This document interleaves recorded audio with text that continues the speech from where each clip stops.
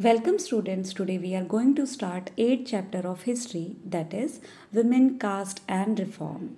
Students, in this chapter you all will get to know how women came forward, how this caste system get banned and how reformers came forward. So all those were the kind of social evils that existed into the society and these needed change. Now, this change can come into two forms. First, we can say it can be a sudden change, which is known as revolution. And second, we can say gradual change, which is a reform. However, when we talk about who brought out revolutionary activities, but whenever there is a change, that requires a change in a social setup. That change is very gradual or we can say very slow. Therefore, we call that change as a reform. The leader who brought out these reforms is known as social reformers. Let's start our chapter. As you all are knowing, nowadays most girls from middle class families go to school and often study with boys on growing up. Many of them go to colleges and universities and take up jobs after that. They have to be adults before they are legally married, and according to law, they can marry anyone they like from any caste and community, and widows can remarry too. All women, like all men, can vote and stand for elections. Of course, these rights are not actually enjoyed by all. Poor people's Poor people have little or no access to education, and in many families, women cannot choose their husbands. 200 years ago, things were very different. Most children were married off at an early age. Both Hindu and Muslim men could marry more than one wife. In some parts of the country, widows were praised if they chose death by burning themselves on the funeral pyre of their husband. Women who died in this manner, whether willingly or otherwise, were called sati, meaning virtuous women. Women's rights to property were also restricted. Besides, most women and virtually no access to education in many parts of the country. People believed that if a woman was educated, she would become a widow. So there were two major social rivals prevalent during that time. One was against women and second was caste system. As I taught you in class, that caste system was divided into four major groups, that is Brahman, Kshatriya, Vaishya and Shudra. Brahman and Kshatriya considered as upper caste, trader and moneylenders referred as Vaishya, peasant artisans, weavers, potters referred as Shudras. Then it comes to women. There were numerous practices that came forward, such as early child marriage, sati practice, where the widows was burnt alive with the funeral of the husband, polygamy, where males are allowed to keep more than one wife in both Hindus and Muslim.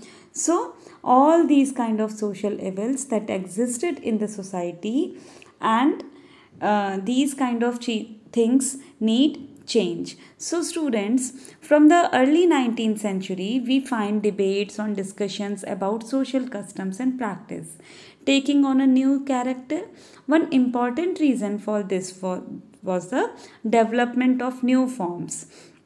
So here we are having one reformer, as I discussed in chapter 5 also of history. So same we are going to discuss here again. As one such reformer was Raja Ram Mohan Roy. He founded a reform association known as Brahma Samaj, later known as the Brahmo Samaj. In Calcutta, people such as Raja Ram Mohan Roy are described as reformers because they felt that change were necessary in society and unjust practice needed to be done away with. They thought that the best way to ensure such changes was by persuading people to give up old practices and adopt a new way of life. Raja Ram Mohan Roy was keen to spread the knowledge of Western education in the country and bring about greater freedom and equality for women. He wrote about the way women were forced to bear the burden of domestic work, confined to the home and the kitchen, and not allowed to move out and become educated. Now, changing the lives of widows, as Raja Ram Mohan Roy was particularly moved by the problems widows faced in their lives, he began a campaign against the practice of sati. Raja Ram Mohan Roy was well versed in Sanskrit, Persian, and several other Indian and European languages. He tried to show through his writing that the practice of widow burning had no sanction in ancient text.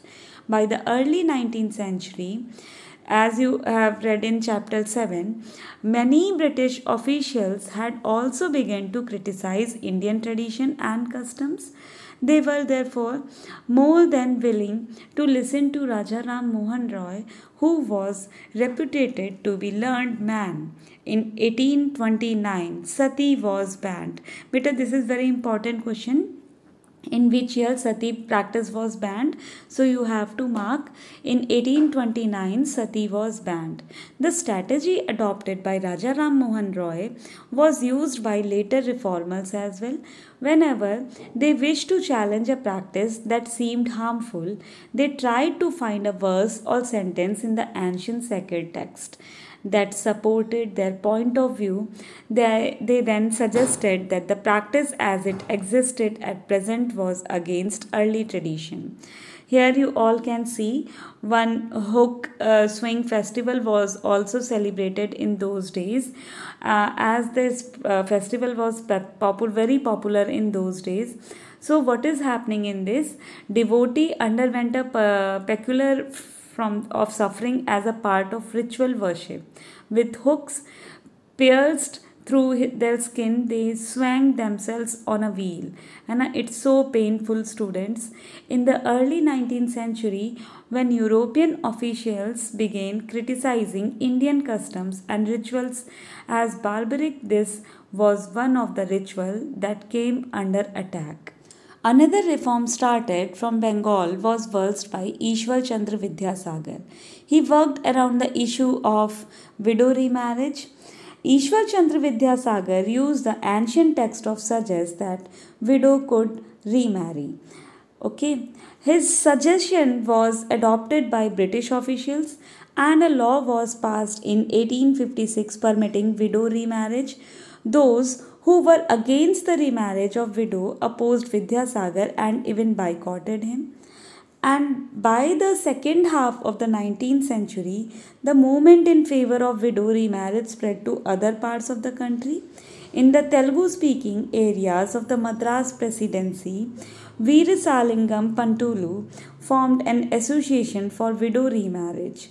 Around the same time, young intellectuals and reformers in Bombay pledged themselves to working for the same cause.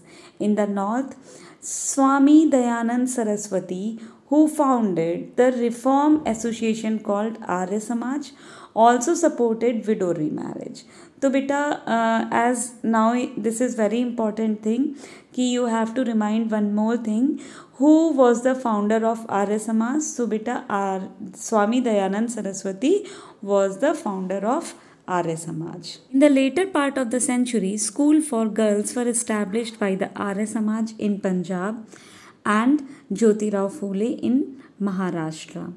In aristocratic Muslims household in North India, women learned to read and write the Quran in Arabic.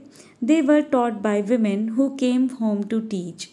Some reformers such as Mumtaz Ali reinterpreted verses from the Quran to argue for women's education. The first Urdu novel begins to be written from the late 19th century. Amongst other things, these were meant to encourage women to read about religion and domestic management in a language they could understand. Now, let's see women write about women. Under this topic, students, we will see women also were the part of this reform, and some of the women who ultimately got literate worked for the upliftment of the women education, or we can say women upliftment. Good example are Begum of Bhopal. She promoted the education and education of girls, so she opened a school in Aligarh. And by the 1880s, Indian women began to enter universities. Some of them trained to be doctors, some became teachers. Many women began to write and publish their critical views on the place of women in society. We can't forget Tarabai Shinde, Pandita Ramabai, as Tarabai Shinde, a woman educated at home at Pune, published a book Stri Pulshottam, a comparison between men and women, criticizing the social difference between men and women. Pandita Ramabai, you all learnt in class 7th. She was a great scholar of Sanskrit, felt that Hinduism and oppressive towards women, and wrote a book about the miserable lives of upper caste of Hindu women. She founded a widows' home at Pune to provide shelter to widows who had been treated badly by their husbands, relatives. Here, women were trained so that they could support themselves economy also. Again, we have the Child Marriage Act that was passed in 1929, which increases the age of marriage to 16 years for girls and 18 years for boys. Later on, it was further revised for and it became 18 years for girls and 21 years for boys. Caste and social reforms. The Pratna Samaj adhered to the tradition of bhakti that believed in spiritual equality of all caste. In Bombay, the Paramhans Mandali was founded in 1840 to work for the abolition of caste. Many of these reformers and members of Reform Association were people of upper caste only. Often in secret meetings, these reformers would violate caste taboos on food and touch in an effort to get rid of the hold of caste prejudice in their lives. Coming on to the various caste reforms, as we said, Raja Ram Mohan Roy was one of the major leader that you had various Christian missionaries who are working during that time for creating schools for tribal groups for lower caste and so on. However, many of the lower caste were moving to the cities for small towns, shops, and some of them even moved to plantation outside the India. However, there were some caste who were at the worst of end, such as Mahar caste. Now, Dr. Bhimrao Ambedkar, you all are knowing, as Dr. Bhimrao Ambedkar himself belonged to the Mahar caste. Mahar got jobs in the Mahar regiment in the army. However, they were considered as a untouchable so far. Then we had Dublas in Gujarat. They worked as labor in the fields of upper caste. Then we had Medigas in Andhra Pradesh, and now these were working in the tanning industry or cleaning all the hide. They were also considered as untouchable. Their importance increased during the period of First World War, where when the demand for the leather actually increased and they earned a huge profit. Afterwards, they were working for their upliftment and for their reform movement. Here, you all can see a leather worker have been traditionally held in contempt since they work with dead animals, which are seen as dirty and polluting. During the First World War, however, there was a huge demand for shoes for the armies. Caste prejudice against leather work meant that only the traditional leather worker and shoemaker were ready to supply army shoes, so they could ask for high prices and gain impressive profits. So there were numerous scholars who worked around. First of all, let's start with Ghasidas. He himself belonged to one of the leather worker and he worked forward for the upliftment of the social movement, and he started the Satnami movement. The next is Haridas Thakur. He belonged to a Mathua sect and he questioned and argued against the Brahminical text. And then next is Narayan Guru. He belongs to Ijava caste in Kerala. He worked for a social upliftment. He gave a very nice quote that Uru Jati, Uru Matam, Uru Devam, Uru Mayushnu. It means one caste, one religion, and one God for humankind. Dr. Bhimrao Ambedkar, as we know, he belongs to a Mahar caste. He was taught in an army school. He faced the numerous prejudice during his childhood when he was not allowed to mix with the children, so on and so called. Later on, he went for a fellowship in America. When he returned from America to India in 1919, he started a movement against the upper caste. The first movement that he started, that was temple entry movement. So in 1927, Ambedkar started a temple entry movement in which his Mahar caste followers participated. Brahmins, priests were outraged when the Dalits used water from the temple tank. Ambedkar led three such movements for temple entry between 1927 and 1935. His aim was to make everyone see the power of caste prejudice within the society. In the early 20th century, the non Brahmin movement started. The initiative came from those non Brahmin caste that had acquired access to education, wealth, and influence. They argued that Brahmins were heirs of Aryan invaders from the north who had conquered southern lands from the original inhabitants of the region. The indigenous Dravidian races, they also challenged Brahminical claim to power. Again, in South, we had Ramaswamy Naikar, who was also known as the Periyar, who worked for the upliftment of the caste system, and he worked the new movement, which was the self-respect movement. So these were the major hubs of social reformers during that time, as you all are knowing. Now most of the reform works around women upliftment, women education, girl education, widow remarriage, abolition of sati.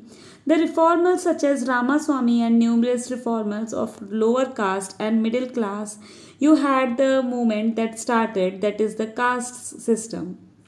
Beside these movements, there were other movements that were existing. For example, there were numerous Muslim movements that came into being. Some of those were such as Mahavi movement, Dev Panth movement, Aligarh movement. Under Aligarh movement, you had Mohammedan Anglo-Antorian movement, Aligarh Muslim University, where education was mixed with the Western sciences. So now coming on to the changes that were brought about the women, about Raja Ram Mohan Roy, you all are knowing how he worked for the abolishment of sati. As the Ramaswamy Naikar started the self-respect movement, he said that each and every member has the right or dignity in himself and he should not be treated in a different way. So the lower caste and the upper caste should be treated as for that was the basic idea. He was against the orthodox of Hindu religion and Hindu system that was prevalent during that time. So let's have a look on organizing for reform. The Brahma Samaj. The Brahma Samaj formed in 1830 prohibited all forms of idolatry and sacrifice believed in the Upanishads and forbade its members from criticizing other religious practices. It critically drew upon the idols of religions, especially of Hinduism and Christianity, looking at their negative and positive dimensions. Derozio and Young Bengal. Henry Louis Vivian Derozio, a teacher at Hindu College, Calcutta in the 1820s, promoted radical ideas and encouraged his pupils to question all authorities, as this referred to as the Young Bengal movement. Then we have Ramakrishna Mission and Swami Vivekanand. Named after Ramakrishna Paramhans, Swami Vivekananda's guru, the Ramakrishna Mission stressed the ideal of salvation through social service and selfless action. Swami Vivekananda, whose original name was Narendranath Dutt, combined the simple teachings of Sri Ramakrishna with his well founded modern outlook and spread them all over the world. After hearing him in the World Parliament of Religions at Chicago in 1893, the New York Herald reported, "We feel how foolish it to send missionaries to this learned nation." Indeed, Swami Vivekananda was the first Indian in modern times who re-established the spiritual preeminence of the Vedanta philosophy on a global scale. Pratna Samaj. Established in 1867 at Bombay, the Pratna Samaj sought to remove caste restrictions, abolish child marriage, encourage the education of women, and end the ban on widow remarriage. Its religious meetings drew upon Hindu, Buddhist, and Christian texts. The Veda Samaj. Established in Madras in 1864, the Ved Samaj was inspired by Brahma Samaj. It worked to abolish caste distinctions and promote widow remarriage and women's education. Its member believed in one God. They condemned the superstitions and rituals of Orthodox Hinduism. So let me explain you again.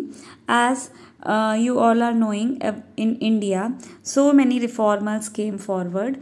As for in Bengal, where we had Brahma Samaj, started by Raja Ram Mohan Roy, and he was considered as one of the major social reformer in India. He abolished sati, and after that sati was banned in 1829. Then we had Ishwar Chandra Vidyasagar. He worked around the issue of widow remarriage. Then we have Ramakrishna Mission. From here only, the followers of this mission were Swami Vivekananda and later on Narendranath. Then we had Punjab region. In the region of Punjab, we had Arya Samaj that was established by Swami Dayanand Saraswati. And now views of Dayanand Saraswati and Raja Ram Mohan Roy.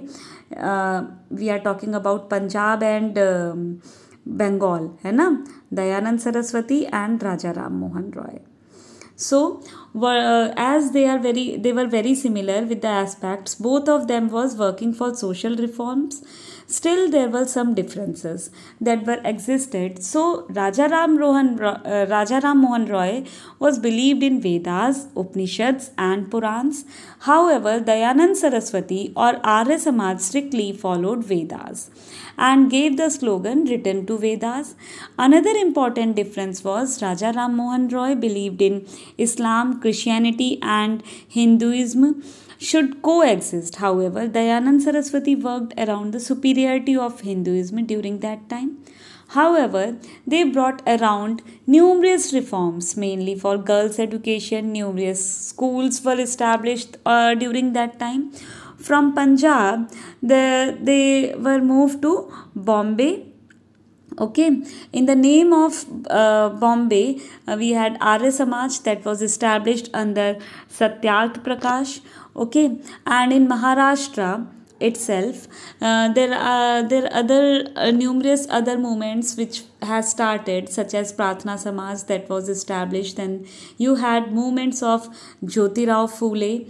Okay, Jyotirao Phule that as he also started numerous movement. Similarly, in the region of Tamil Nadu, you had the Theosophical Society that was established. Theosophical Society later on worked around by Annie Besant. She founded the Central Hindu University in Varanasi.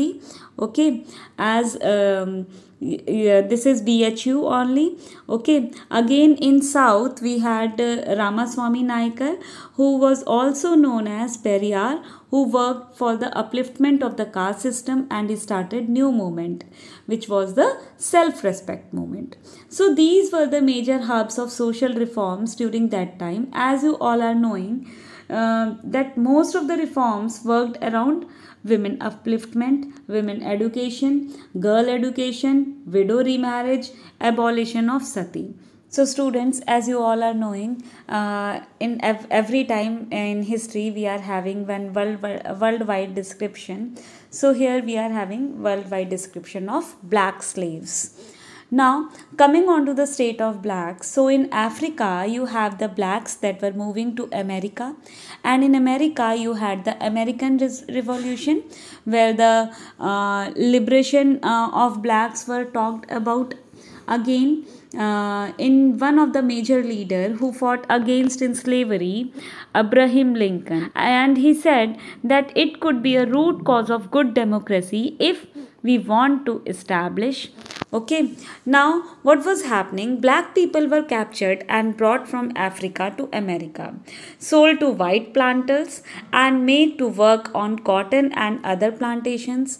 Most of them in the southern United States. In the plantations, they had to work long hours, typically from dawn to dusk, punished for inefficient work, and wiped and tortured also.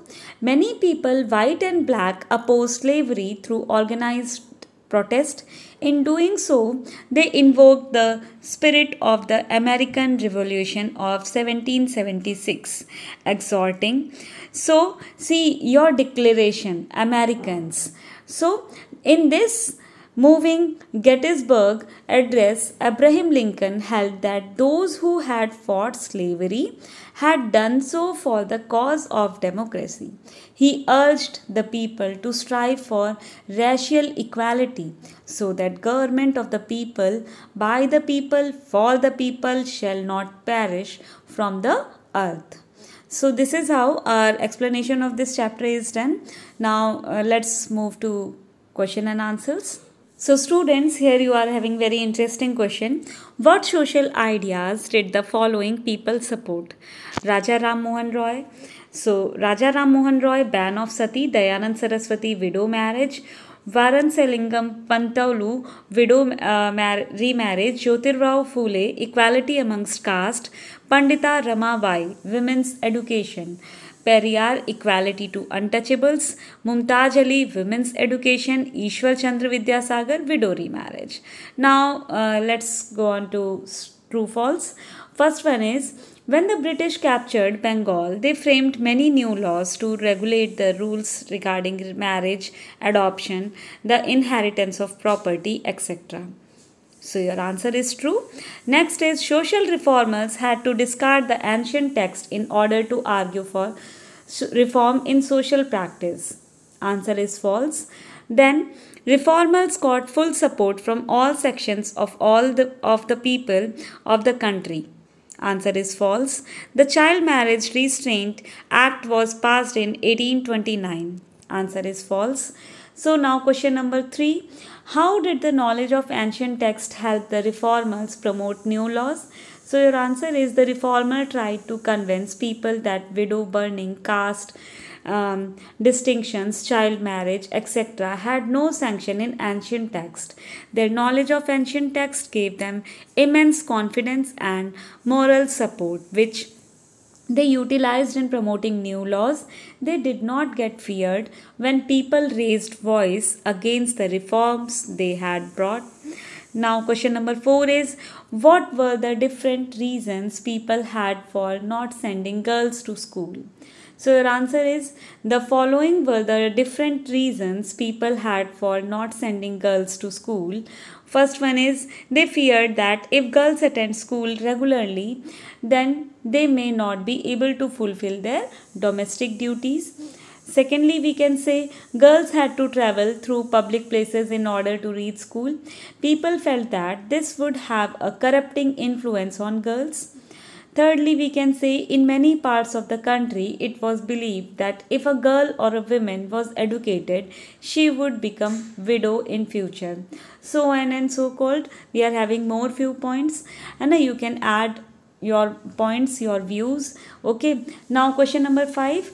Why were Christian missionaries attacked by many people in the country? Would some people have supported them too? If so, for what reasons? So, your answer is Christian missionaries had set up schools for the children of tribals and lower castes in various parts of the country. They were also involved in the reform activities as they denounced caste system, sati, and advocated education of girls. They were opposed by the orthodox section of the society as they believed that they were trying to interfere in their religious matters. Many people also believed that the ultimate motive of the Christian missionaries was to convert the people into Christianity. Thus, they were attacked mainly by conservative section of people in the society. Christian missionaries were supported by many progressive Indians like the reformers and the intellectuals who wanted the Indian society to reform. Many people who had benefited from the reform activities of the missionaries, like the people belonging to various tribes and lower castes, also supported them. Now, question number 6 is, in the British period, what new opportunities opened up for people who came from castes that were regarded as low? So, your answer is many new opportunities for the people belonging to lower castes came up during the British period. They worked in municipal corporation as sweepers and sewage cleaners. They also involved in the building of roads, during digging of drains, etc. Many of them also went to find work in plantations and mines in Assam, Bihar. This was an opportunity to them to move away from the hold of the upper caste people residing in villages. They also found opportunities in the army. Now, question number 7 is, how did Jyoti Rao, the reformer, justify his criticism of caste inequality in society? So, your answer is Jyoti Rao and other reformers questioned the ancient religious texts which had supported the inferiority of the people belonging to lower caste and superiority of the people belonging to the upper caste. Jyotirao Phule claimed that the people of lower castes were the original inhabitants of India. According to them, According to him, the Brahmins who traced their genealogy back to the Aryan age were foreigners, as they had come from outside the subcontinent. They had then defeated and subjugated the original inhabitants of the country. Those who had been living here before the arrival of the Aryans, once they established their dominance, they began looking at the defeated population as inferior.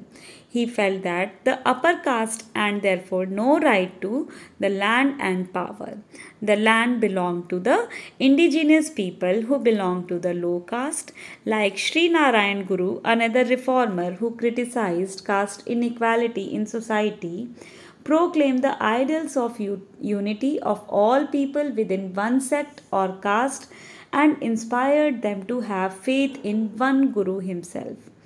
Then we can take example of Ambedkar. Dr. Bhimrao Ambedkar criticized caste equality and advocated that all humans are equal, whether they are men or women, high caste or low caste. Then let's move to question number 8. Why did Phule dedicate his book Gulamgiri to the American movement to free slaves? So your answer is Jyotirao Phule dedicated his book Gulamgiri to the American movement to free slaves, as he found similarities between the condition of slaves in America and the condition of low caste people in India. To him, both the communities were dominated and subjugated. By dedicating this book to the American movement to free slaves, he also expressed hope that one day caste system in India, like slavery in America, would also come to an end. There would be an end to all sorts of caste discrimination in Indian society. Now, next question is, What did Ambedkar want to achieve through the temple entry movement? So your answer is lower castes were usually not allowed anywhere near temple gateways. During the temple entry movement initiated by Ambedkar in 1927, the lower caste people not only entered the temple premises but also used water from the temple tank, thereby causing great outrage among the Brahmin priests.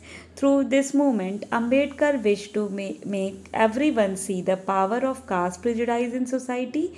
He wanted to prove that being of a low caste did not mean that one was not a human being. So, the sense of outrage was unwarranted. He wanted to show that, like the upper caste, the lower caste too had every right to equality. The ultimate aim of such movements was to reform Hindu society, to recognize it on two main principles, equality and absence of casteisms. Now, I had given one home assignment to you, as this is your NCRT question only. Why were Jyotirao Phule and Ramaswamy Naikar critical of the national movement? Did their criticisms help the national struggle in any way? So you all can write yes, I know. So this is how explanation of this chapter and everything is done. So thank you. Have a good day ahead.